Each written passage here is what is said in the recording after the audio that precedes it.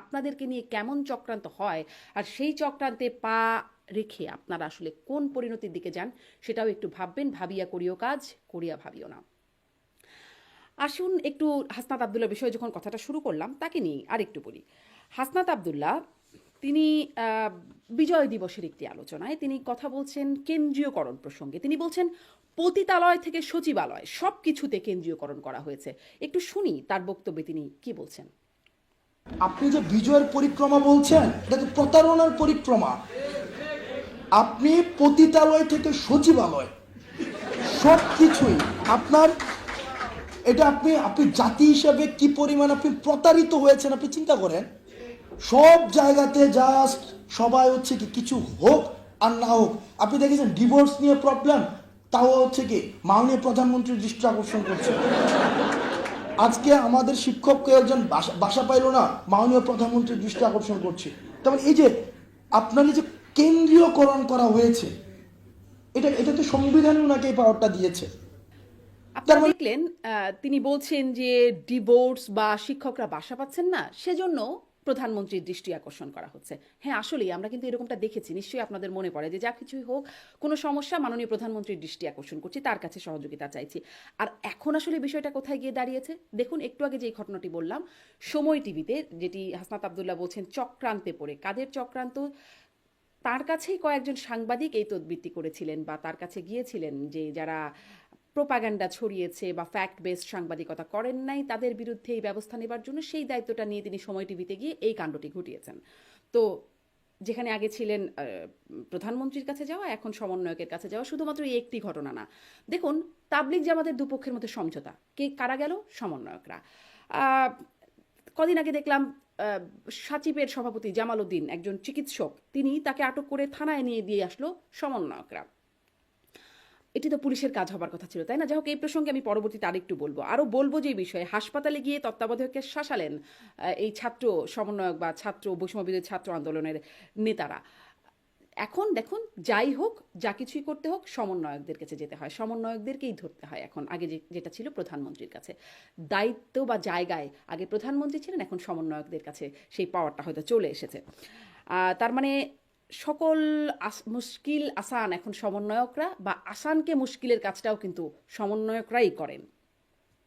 দেখুন সেই একই বক্তব্য বিজয় দিবসের, সেই বক্তব্যের মধ্যেই সমন্বয়ক হাসনাত আবদুল্লাহ তিনি কথা বলছেন সংবিধান প্রসঙ্গে। তিনি বলছেন এই সংবিধান গার্বেজ, সংবিধানকে তিনি বলছেন গার্বেজ। এবং তিনি বলছেন মুক্তিযোদ্ধারাও হয়তো জানতেন না, তিনি বলছেন মুক্তিযোদ্ধারাও জানতেন না যে এই সংবিধানের মূল স্তম্ভ সমাজতন্ত্র, গণতন্ত্র, ধর্মনিরপেক্ষতা, জাতীয়তাবাদ। একটু শুনুন তিনি কি বলেছেন এই অংশটুকু। আমাদের হচ্ছে ৭২ পরবর্তীতে একটা কনস্টিটিউশন বানাইছে আমাদের জন্য, কনস্টিটিউশন নিয়ে অনেক কথাবার্তা হয়েছে। এটা স্রেফ একটা গার্বেজ, গার্বেজ ছাড়া কিছু না। দেখেন আমাদের যে একটা সংবিধান, প্রত্যেকটা জিনিসে সেলফ কনফ্লিক্টিং। মাহিন কিছুক্ষণ আগে বলেছে আমাদের মুক্তিযোদ্ধারা যারা যুদ্ধ করেছে এবং যারা সংবিধান যখন হয়েছে তারা নিজেরাও জানতো না যে এই সংবিধানের এই যে মূল স্তম্ভগুলা চারটা, যে সমাজতন্ত্র, গণতন্ত্র, ধর্মনিরপেক্ষতা, জাতীয়তাবাদ, মানে এটা এটা একটার সাথে একটা একদম, এটা তো কোনো প্যারালাল কিছুই না, সাপ্লিমেন্টও করতেছে না, কমপ্লিমেন্টও করতেছে না, এটা হচ্ছে একটার সাথে একটা কন্ট্রাডিক্ট করছে। এবং দেখলেন তিনি বললেন যে সমাজতন্ত্র, গণতন্ত্র, ধর্মনিরপেক্ষতা, জাতীয়তাবাদ এগুলো সাংঘর্ষিক একে অপরের সাথে। এই বিষয়ে মুক্তিযোদ্ধারাও জানতেন না যখন তারা মুক্তিযুদ্ধ করেছেন, হয়তো জানতেনই না। কিন্তু আমি একই প্রশ্নটা এখনো করতে চাই।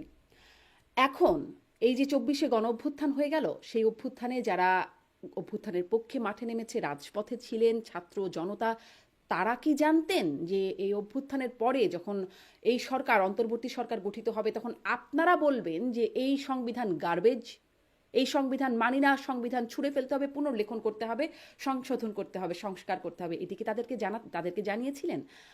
এই বক্তব্যটি আমার না, এই গণ অভ্যুত্থানের একজন সৈনিক মেঘমল্লার বসু, তার বক্তব্যেই তিনি বলছেন যে ৯ দফার কোথাও কি বলেছিলেন সংবিধান সংস্কার করতে হবে?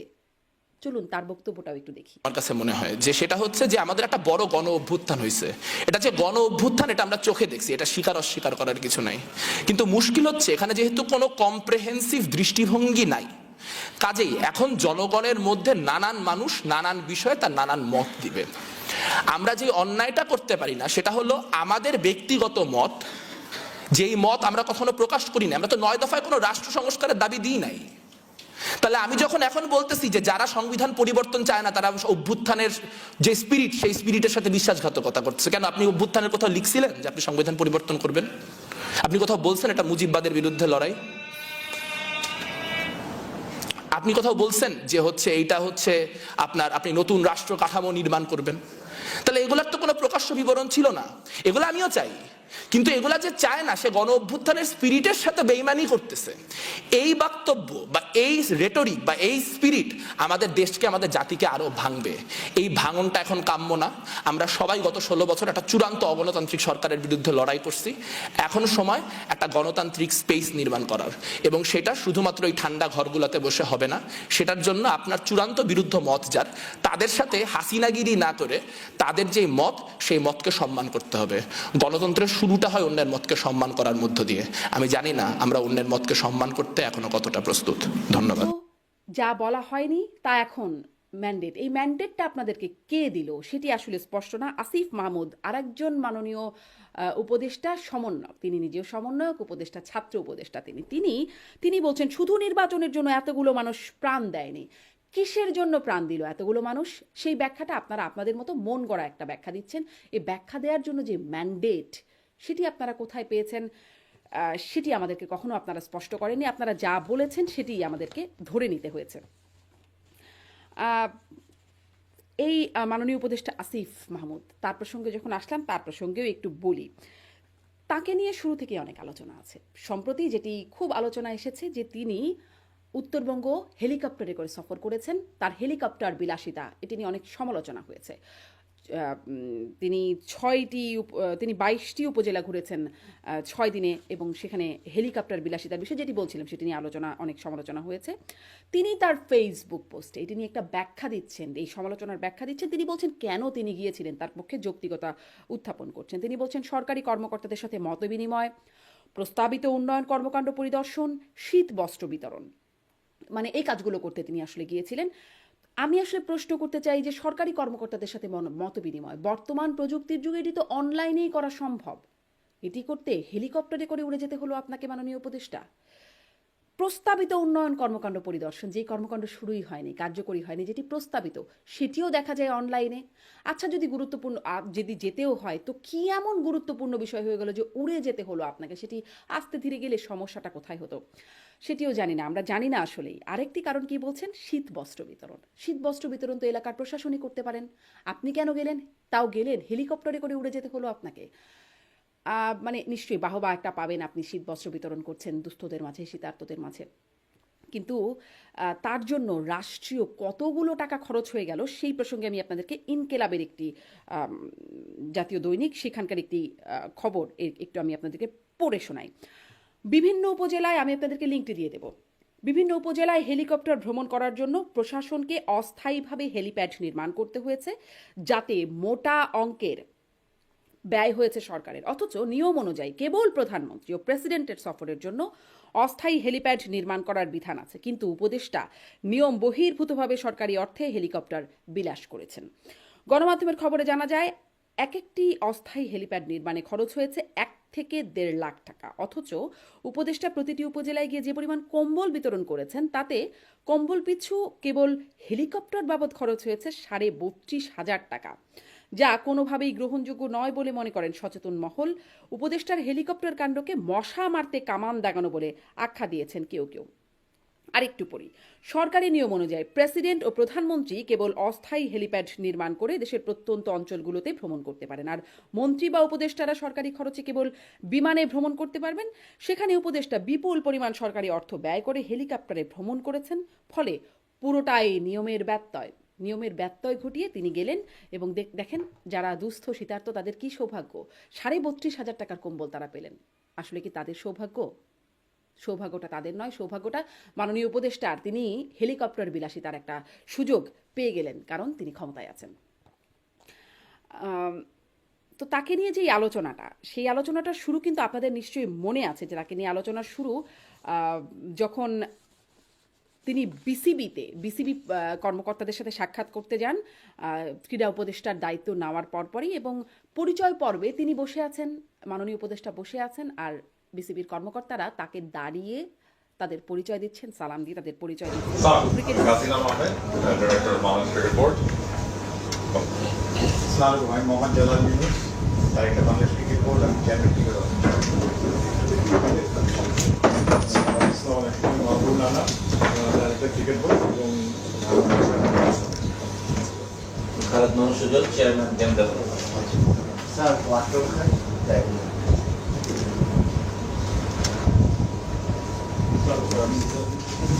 ক্রিকেট পরিচালনা বিভাগের প্রধান জালাল ইউনুস, খালেদ মাহমুদ, আকরাম খানের মতো ব্যক্তিদেরকে আমরা দেখেছি দাঁড়িয়ে দাঁড়িয়ে উপদেষ্টাকে সালাম করে তাদের পরিচয় দিচ্ছেন।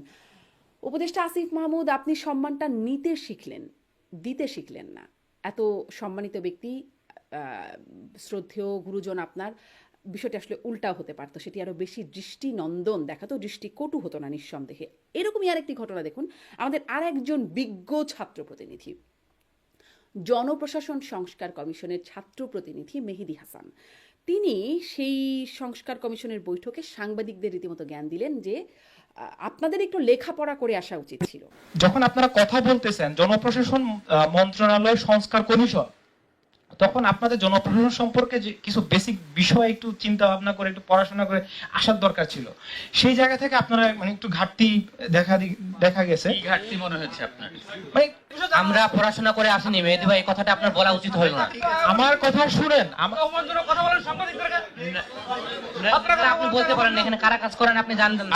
আপনি কথা বলা তো মাত্র শুরু করেছিলাম, আপনার কয়টা কথা বলার সুযোগ দেওয়া হয়েছে? আপনার চেয়ারম্যান যে আমাকে থামিয়ে দিল। আপনি আগে তো বিতর্ক জড়াই গেছেন, আপনি কি জানেন? আপনার এই রাখেন, চুপ। আমার বাচ্চা আমার ছেলে বয়স তার করতে পারে। আমার ছেলে বয়স আমার চেয়ে বড়। ছাত্রা Let me finish my sentence, please. Okay. হ্যাঁ, আপনারা শুনেন, আপনারা বলে শেষ করে দেন, ওনার শুনতে চান না। আপনারা বলে শেষ করে দেন। শুনেন প্লিজ লিসেন টু মি। সেটা হলো যে you are trying to accuse a person, a very young person who is still a student.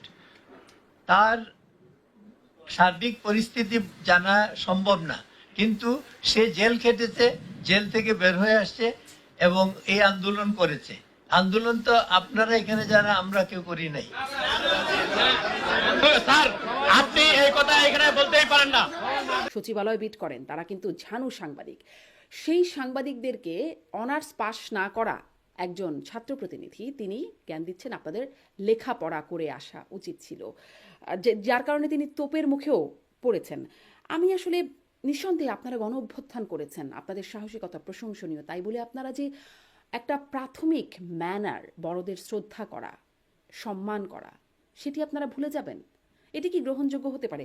অবশ্য সমন্বয়ক নুসরাত তাবাসসুম, তিনি একটি আলোচনায় বলেছেন, আমরা একটু স্বভাবগতভাবেই বেয়াদ, আমরা একটু স্বভাবতই বেয়াদব, মানে অবাধ্য, আমাদের ভাল লাগে না কথা শুনতে।